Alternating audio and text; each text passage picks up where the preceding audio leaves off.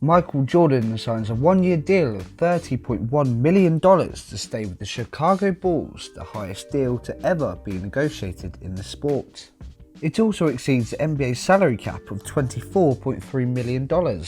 Jordan's superior talent and the marketing credentials that the hierarchy reap from mean if there was one person that could be privileged over the rest in this department, it would be him. But in this era, teams are allowed to break the salary cap to re-sign a player.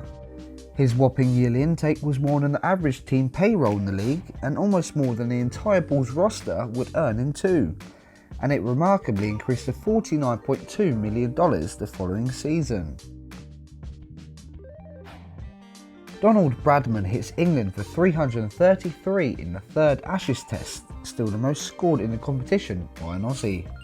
Registered in only 383 minutes, he knocked 46 fours in a performance that the Evening News summed him up to be the master of cricket, despite being only 21.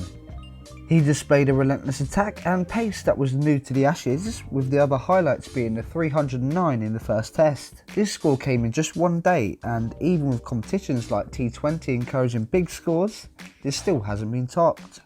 The Don's 334 remained the highest by an Australian until 2003, when Matthew Hayden recorded 380 against Zimbabwe.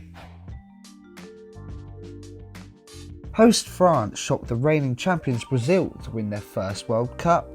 Ronaldo had suffered a pre-match fit, and his condition, whether or not he would feature and how it would have a relaying effect on Brazil's chances of victory, was the main talking point before the kickoff. He did start, but the situation caused unrest amongst the squad and France capitalised. Zinedine Zidane heading past Claudio Taffarel for the breakthrough in the 27th minute. Their star player Ronaldo still posed a threat despite the incident, but his luck continued to worsen as he collided with Fabien Barthez while 1-on-1 just moments after Zizou's opener. And the Frenchman got his second just before the first half whistle, almost identical to the previous. Brazil didn't manage to rediscover their tournament form in the next 45 or take advantage of Marcel Desailly's sending off with 20 to go. Instead, Emmanuel Petit slotted home in injury time to steal the trophy for his country in their first time in the World Cup final. So, the Sports Clock podium for July the 12th is Michael Jordan in third with a bumper $30 million one-year deal to stay with the Chicago Bulls in 1996. Second is Donald Bradman's 334 for Australia in the third Ashes test in 1930.